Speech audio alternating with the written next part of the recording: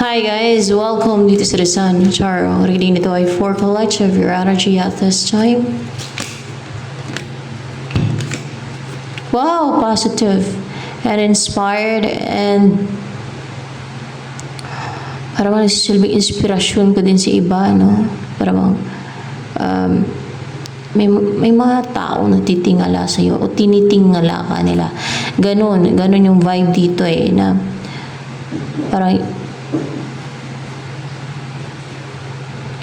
you're someone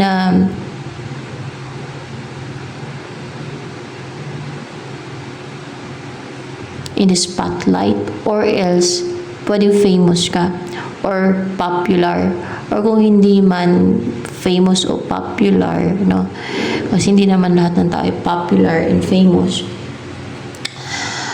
ay positive and inspired ka, and may mga taong na-inspire sa'yo o na-inspire mo sila, and tinitingala ka nila, hinahangaan ka nila. Yan, ng mga tao na yan, many people or vast people or kahit na kunting tao lang, basta may mga taong humahanga sa'yo. And Seven of Swords in reverse. Hindi na nila mananakaw sa iyo yung attractiveness mo, yung kung ano ang sa'yo, yung positivity mo, yung confidence mo. You're also confident too. And may mga humahanga sa'yo dahil sa confidence mo. And yung kaalaman, or meron silang mga kinukuha ang information sa'yo. So, hindi na sila makakuha ng mga information sa'yo, mga about sa'yo ba. Parang may kinukuha silang mapatago, mga information, maybe kaalaman, mga ganon. O pwede ding wisdom, or yung confidence mo, o blessings mo. Yan, hindi na nila makukuha yan sa'yo. Kung ano man yan na pinag-interesa ng iba na gusto nilang nakawin o ninakaw nila sa'yo, mga ganon. Hindi na nila manakaw yan sa'yo.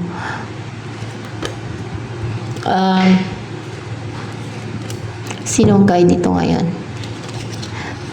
Gusto ko pa nga ito magtanong-tanong sa gantong deck. Sino ang guardian angel dito ngayon? Si Yabamia. Alchemy and transformation, rules natural events, helps with spiritual progress. Yan daw ang guide.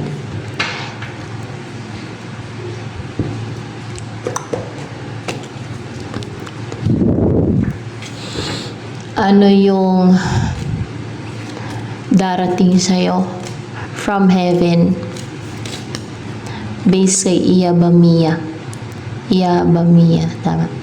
King of Cups. It's a person na magmamahal sa iyo, na maging understanding sa iyo, na hindi siya cold towards you, instead mapagmahal siya sa iyo, hindi kanya matiis. Yung ganun ba? Na ikaw yung mahal niya, na hindi niya pinipigilan yung mahalin ka. Hindi niya pinipigilan yung sarili niyang mahalin ka. Hindi niya kinukontrol yung damdamin niyang mahalin ka. Hindi niya pinukontrol yung sarili niyang mag-invest sa iyo, na iparamdam sa yung mahal ka. Yung ganong klase ng tao. Yan, at maging understanding sa at mapagmahal sa iyo. Yan. And i-allow niya yung sarili niya na ma-deeply in love siya sa iyo at mamahalin ka niya. Di ba mas masaya yun? Yung hindi kinokontrol yung damdamin. Yung iba kasi manipulative, kaya kinokontrol nila yung damdamin nila. Okay lang yung kontrolin mo yung damdamin mo kung wala na kayo, no, ng person mo, na hindi mo na karelasyon yung person mo, kasi kailangan mo na mag-move on, mag-move forward. Pero if you're in a relationship, hindi mo naman kailangan kontrolin yung sarili mo magmahal . Hindi mo naman kailangan na pigilan yung sarili mong mahalin yung person mo. Karelasyon mo naman yan eh. Kaso lang yung iba kasi pinapairal nila yung pagka-manipulative nila. Dahil takot na ma-fall, takot na masaktan, ayaw na magseryoso, mga ganun ba yung reason ng iba. So, ano ang tungkol kay King of Cups na to na darating sa'yo? Magte-take siya ng action. Hindi siya nag-hesitate na mag-take na action o gumawa ng move, first move. Hindi siya nag-hold back na mag-take ng action. Yan, ganyan. Ano pa ang energy mo ngayon using this deck?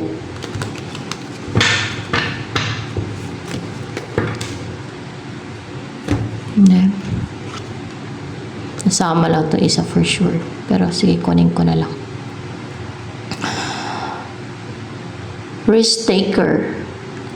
And courageous ka. May color blue. Passionate. You're fearless. And willing na mag-take ng a leap of faith o mag-start ng maglakad, maglakbay sa isang path na hindi mo pa nasubukan, hindi mo pa na-experience, na wala ka pang experience dyan, hindi mo pa alam kung ano yung pagdadaanan mo dyan, kung ano yung sa path na yan, kung ano nakaabang dyan, kung ano yung mangyayari sa'yo, mga ganon. Kasi fearless ka nga di ba? And you are parang adventurous spirit. You're eager to start. And you're ready to start a new phase sa buhay mo, a new journey, a new path na hindi ka na nagpapadala sa takot o hindi ka natatakot o hindi mo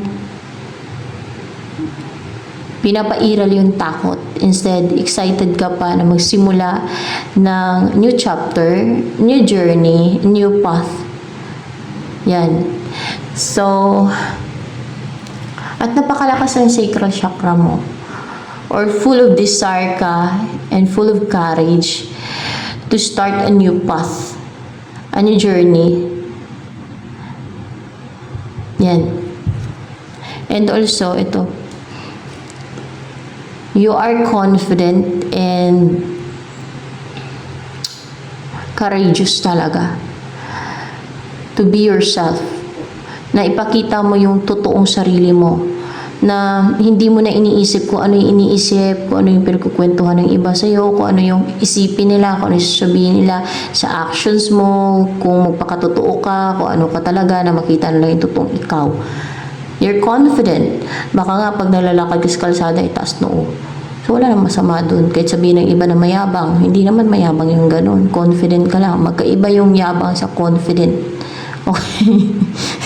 Magkaiba yung yabang, yung boast sa confidence. So, kahit sa word pa lang, di ba? Magkaiba yun. Kaso lang na misinterpret ng iba yun. Pag confident ka daw, mayabang ka.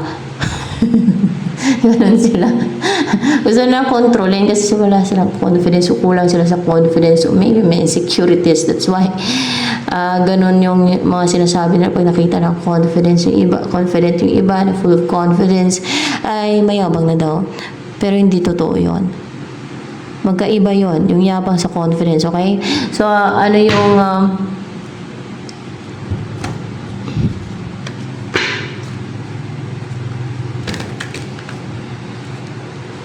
tungkol kay King of Cups pa na yan.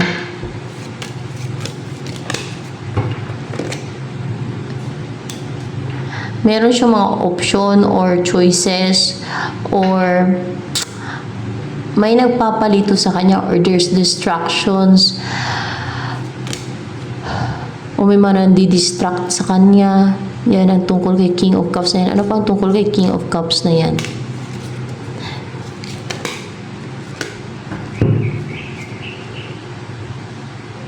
Nag-recover to guys sa sadness, sa boring na buhay niya. Parang ayaw niya na ng boring na buhay. And sa pagmumukmok, nag-recover na siya sa pagmumukmok, sa boring na buhay niya. Ayaw na niya ng boring na buhay eh. Matamlayin siya, nag-recover na siya dyan. And may babalikan siya o may gusto siyang balikan. Kasi may pagbabalik. May nilayuan to na may gusto siyang balikan. Si King of Cups. Ano yung gusto niyang balikan? Ikaw? O sino? Ano tuloy? Ikaw. Ikaw ang gusto niyang balikan kasi gusto niyang magkaroon ng collaboration sa inyo, pagtutulungan o pag-uusap to na magkaisa kayo, magtulungan kayo o meron kayo i-build, pwedeng project or family na magsuportahan kayo sa isa't isa o gusto niya yung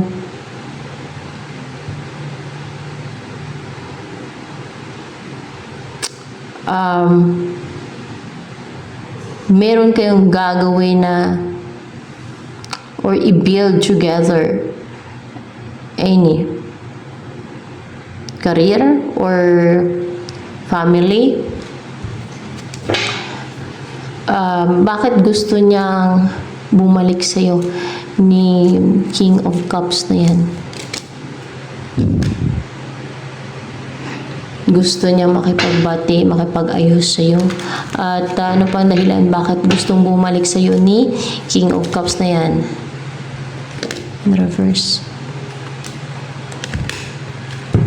Kasi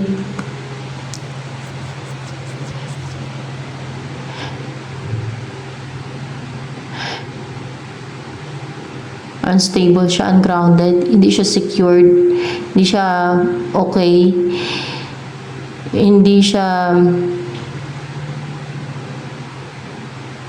confident sa sarili niya, hindi siya stable, hindi siya nagiging active, hindi siya nagiging passionate without you. Nilayuan ka nito, sumama man sa iba o hindi, basta lumayo yan sa'yo. Kaya gustong bumalik sa'yo. Si King of Cups na yan. Past person na naman ang lumabas na. May new person ba? May mga new person ba na darating sa buhay mo? Pero yun ang ano eh. Wala mga new person. Pero may new person ba? Kahit isa na darating sa buhay mo? Wala pa. Baka try to mingle with others. Try to explore. Try to yung mamasyal-masyal ka sa ibang lugar. Baka doon ka makamit ng makakilala na new person, na magustuhan ka. Diba? Kung gusto mo ng new person, kung ayaw mo ng past person. Pero ito na kasi yung bigay ng kalangitan, di ba? Yung langit sa'yo. Si past person mo. Pero kung ayaw mo sa kanya, kung gusto mo ng new person, lalo kung bitter ka na sa kanya, may galit ka sa kanya, ayaw mo na sa kanya, ay dami namang new person dyan eh. Maring yung mga new person na nakilala ka ay narespeto ka at ayaw nilang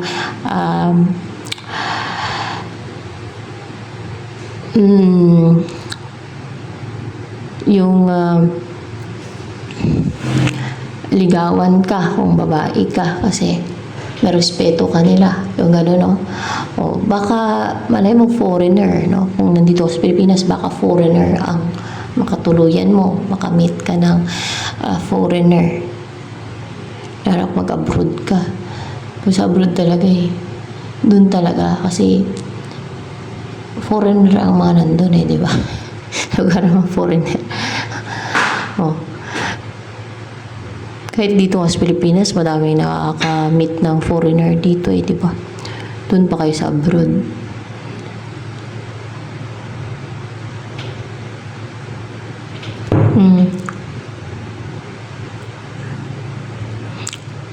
Pero yun ang bigay ng kalangitan, si past person mo. Pero it's up to you. Kasi merong mga tao na ayaw na nila sa past person nila, diba? May mga nagko-comment dyan, ay ayoko na sa past person ko, sabi nila. So yan. Kaya tinitingnan ko kung may new person, pero Meron at meron yan. O kahit sinasabi dito sa barahan na wala pa. Meron at meron darating yan. Maybe in the near future o susunod pa. Baka may makakilala ka. No, new person, ganun.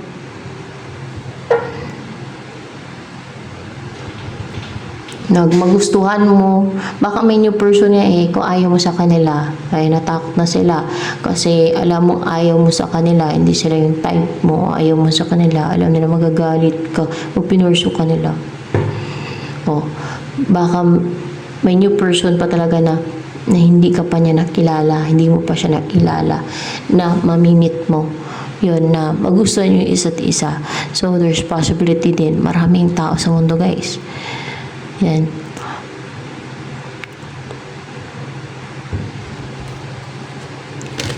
At madami kayong makikilala.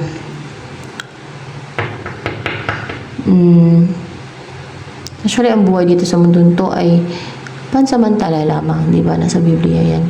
Hindi naman yan forever na bubuhay ang tao dito sa mundo to, kasi ang tao ay namamatay, di ba? Yung forever na kung saan yung destino ng kaluluwa, kung saan ilalagay ang kaluluwa ng tao.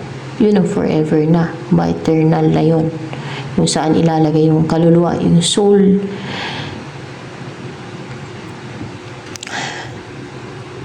Pero, para sa akin, malaga pa rin yung stable ka kahit pansamantala lang dito sa mundong to. Na stable ka financially, you're okay, di ba? Na successful ka kasi masaya, no? Kahit pansamantala lang. Pero na hindi ka nanlalamang, hindi ka nanlalansi sa kapwa mo. Di ba? Na hindi ka yung na-harm dahil lang sa inggit. Kung anong meron ka, pinagsikapan mo naman, di ba? At pinagtrabahuan mo naman o pinagsikapan mo na pinag-isipan mo naman o kung business man yan, kasi ang business lang hindi kailangan ng hard work talaga yan. Kadalasan, lalo kung investment, pera ang gumagana dyan, pera ang nagtatrabaho. Okay, so yan, diskarte lang ng tao. Ang importante, wala kang nilalamangan, di ba?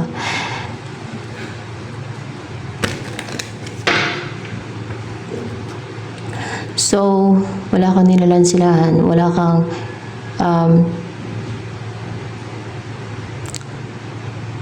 ninanakawan. Ganun.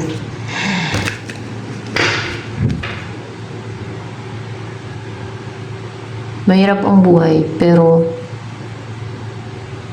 mas mahirap kung yung kaluluwa ay mapunta dun sa impyerno, kasi eternal life tuloy. Eternal na yun Eternal, doon na yun forever. Kung sakaling doon ilagay ang kaluluwa ng isang tao sa impyerno, eternal na yun. Forever na yun doon. Pero kung masave, edi forever na siya masave, di ba? So, ganun. So, ay ganyan ang rules kasi ng God. May ganun talaga. Afterlife. So, ano pa ba? Yun ay message ni Iba Mia, yung tungkol sa impyerno. Hindi. Hindi kayo Iba Mia yun. So, Holy Spirit na message yun. O yan, sa Holy Spirit na message yun. Yun tungkol sa impyerno na yun. So yan.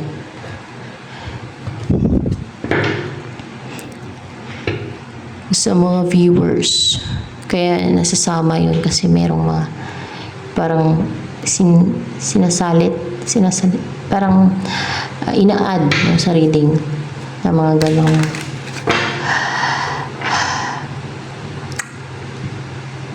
guidance ba yun tawag doon? Advice, guidance. So, yan.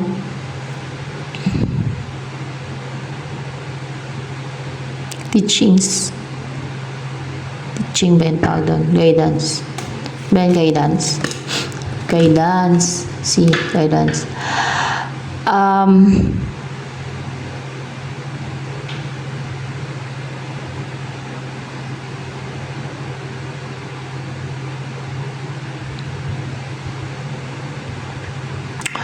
Ano naman, wish mo magagrant?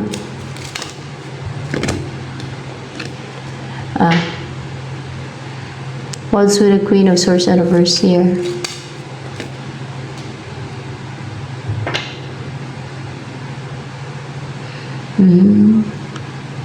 Connected ba to sa person mo? Sa person mo yan. Tama. Connected sa person mo to kasi madaming meaning yan. Na hindi na niya pipigilan pa yung sarili niya. Hindi niya nakukontrolin pa yung sarili niya. Nang isipan niya na hindi niya na kukontrolin o pipigilan ng isip niya yung damdamin niya. Yung mag-take siya ng action sa'yo. Yung gagawin niyang lahat para i-pursue ka, para you will be together, para ma-unite kayong dalawa. So yan ang matupad sa wish mo. Ano yung message for you ni Angel Ibamia?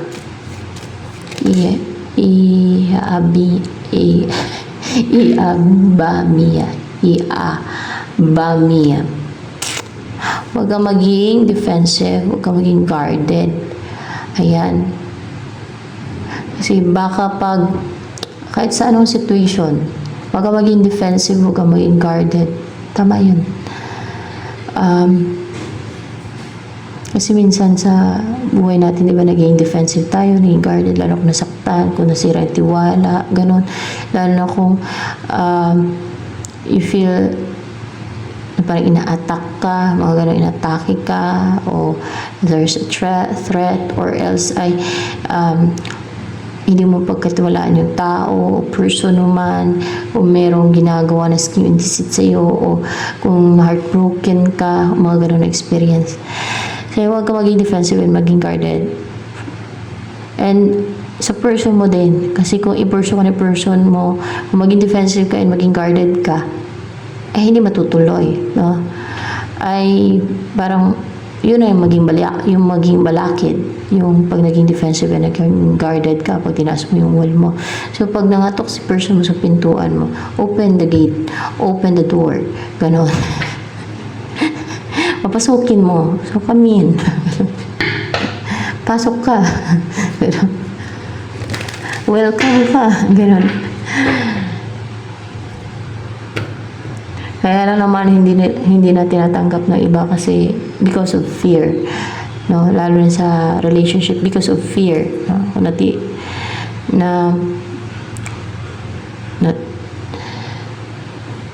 na sira, lalo kung nasira na yung tiwala niya sa person niya, di ba? Lalo kung nasaktan siya. Pero, yun ang advice ni Angel Ibamia, huwag ka maging guarded, huwag ka maging defensive. So, ano yung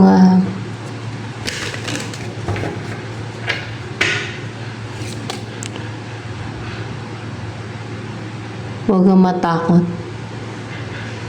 o mag-recover ka sa trauma, phobia, mga ganon.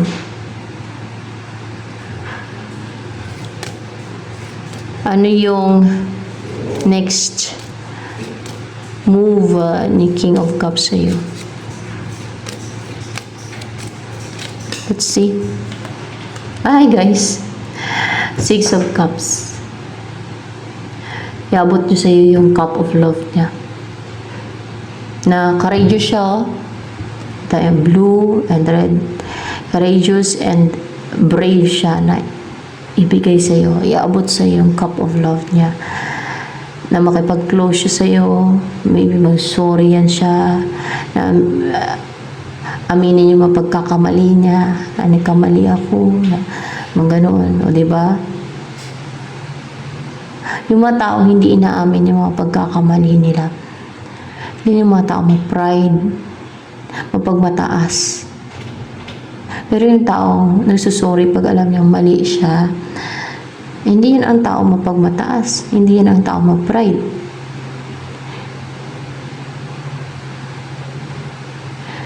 So, ayan.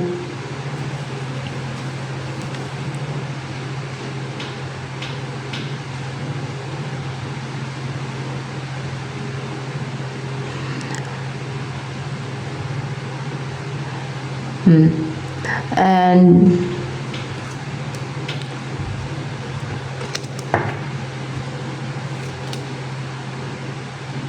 kusang lalapit yan sa'yo o siya na mismo ang mag-reach out sa'yo o gagawa ng paraan, no, para makausap ka at may offer yung cup of love niya sa'yo, maibigay niya sa'yo para makipag-close sa'yo.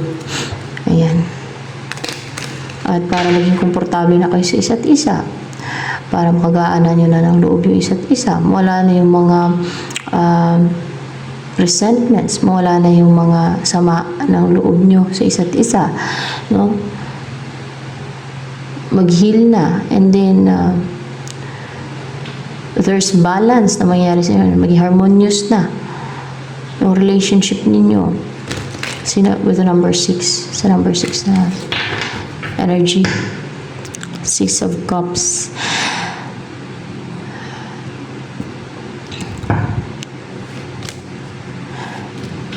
Ano pang advice ng Holy Spirit for you? Huwag mo i-restrict yung sarili mo. Huwag mo pigilan yung sarili mo. Huwag mo kontrolin yung sarili mo.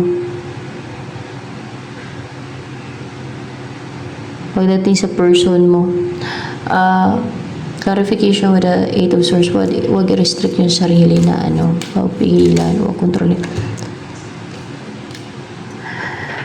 Na maging strong ka, na maging powerful, to exude strength, yung may authority ka. Wala nang masama dun kahit sabihin pa ng iba na mayabang ka, ay kung hindi ka naman nagyayabang, kung strong na talaga yung personality mo. Meron kasi mga tao na magtingin nila na strong yung personality ng isang tao, sabihin nila mayabang. Pero hindi naman talaga mayabang ang tawag doon. Ibig sabihin, strong na talaga yung personality niya. Yung, lalo kung confident ka, sabihin nila mayabang. Kaya, ang ginagawa na lang ng iba, minsan, pinipigilan na ng sarili nila na maging strong yung personality nila. Ganon. Like you, na you try to, yung parang naging people pleaser na lang, para to please them. Ganon. Para hindi nila sabihin mayabang. It's their manipulation actually. No? Para mag-overpower sila sa'yo. It's their manipulation. Huwag mong kontrolin yung sarili mo, huwag mong pigilan daw. Na ipakita na you're strong, you are powerful. Hindi mo naman kailangan magyabang, no? Na kung ano ka, na maging strong yung personality mo, na may authority ka. Yung ganon, may authority over your life, over yourself, na you're not a people pleaser, na to stand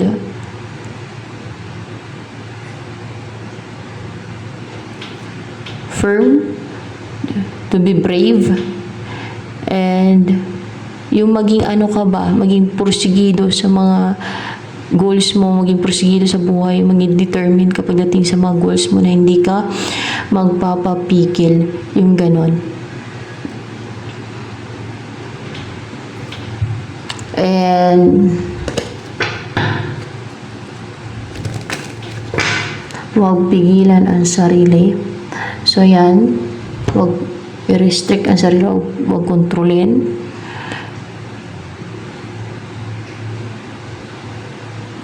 Kadalasan kinokontrol natin ang sarili natin just to please others, para lang magustuhan nila yung ugali natin, di ba?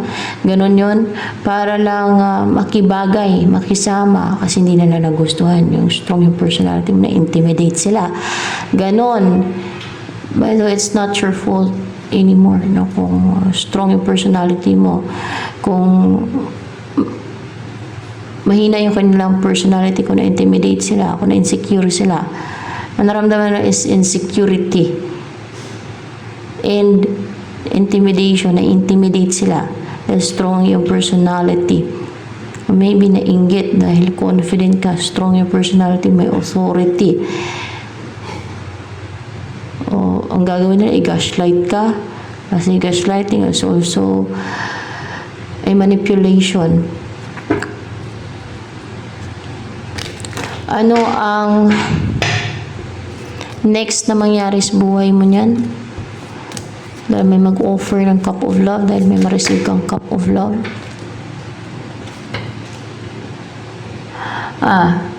Hindi ka na makokontrol pa. Hindi ka na susunod sa rules, sinet na rules ng mga tao. Manipulation na sa mga beliefs na yan. Like pamahiin, mga ganon.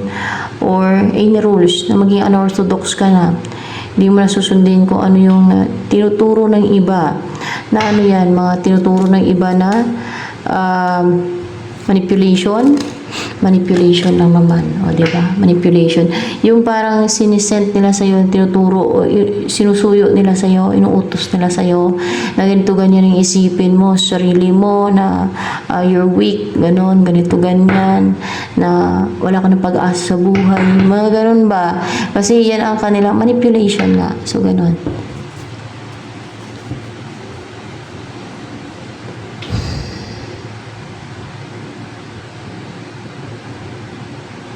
Well, wala tayong magawa at may mga ganyan talaga. All you need to do is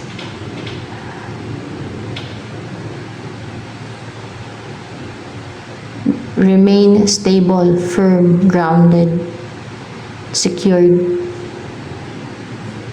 Dahil ang mundong to ay maraming manipulative. Madaming gustong mangontrol, no, sa buhay ng bawat isa. May mga taong gusto nilang power, control, umiiral yung pagiging gahaman, umiiral yung kasakiman, inggit. Kaya yan ang ginagawa nila. By the way, ano yung gusto sabihin sa'yo ni King of Cups na person mo? The Chariot in reverse. What's the Chariot in reverse here? Gusto nyo sabihin?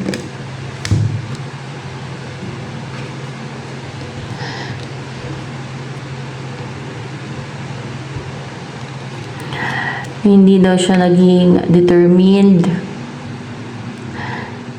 o naging courageous, o naging buo yung loob niya dahil naging cold siya, naging unemotional. Dahil saan? Dahil naging unemotional dahil saan?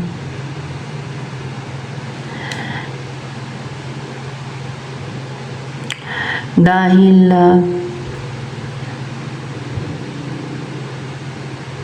na-manipulate yung isip niya. Alam niya na manipulate yung isip niya. Alam niya dahil na-manipulate, nagtagumpay daw yung nang-manipula sa isipan niya. Katulad ng mga sinusuyo-suyo. Katulad ng sa picture ba, na inutusan nila sa picture, para may picture ka, utusan nila. Ganito ganyan ang isipin mo. Ganito ganyan, no? Maging cold ka sa person mo. Huwag mo siyang kontakin. Mga ganon-ganon ba? Di ba may mga ganyan? Sa TikTok pala meron yan. Meron daw. Wala naman kasi ang TikTok, guys. Kahit Facebook, wala na din eh. Parang ano na lang yun. Meron akong Facebook pero hindi na siya active. Pinapanoodan ko na lang siya ng mga videos, ganon. Hindi na siya yung ginagamit ko para makipag-friends, mga ganon. Hindi na. Ano na lang, pinapanooran ko na lang at yung mga friends ko parang ano na lang, konti na lang, no? Konti, very konti. Kasi pinag-delete ko na din yung iba. Kasi ayaw ko na may maraming friends doon sa Facebook na yon. Kasi basta tsaka yung iba doon parang mga scammer kasi yung naging friends ko doon na iba. Kaya pinag-delete ko. Pinagano ko pala, pinagtatanggal na. Konti lang, pinili ko lang, mapili na lang yun. Mga bago. Nauuruan ko na lang ng mga videos. Kasi nanood ako ng mga videos. Mga vlogger ba. Ayan. Mayroon daw yan sa TikTok eh. Ewan ko lang sa Facebook. Sa TikTok ata tinuturo yan. Kaya kahit mga bata nga alam yun eh. Oh, di ba mahilig yung mga bata manood ng TikTok? So, alam ng mga bata yan. Yan din ang gawain nila for sure. Ginagaya nila, lalo kung hindi tinuruan ng magulang yan. Ay, huwag kang gumawa na yan. Oh, madami lang may alam yan. At ginagamit nila mga montrol, mga halit, yung mga Latin, yung mga orasyon-orasyon, yan. Yan ang kaya, di ba, madaming lutang kasi ayan, napektuhan ng mga ganyan. See? Kahit yung mga ganun-ganun lang, nakapekto yun.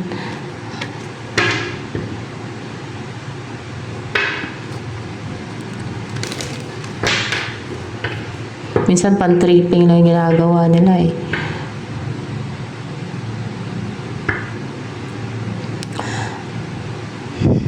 Wait lang ah.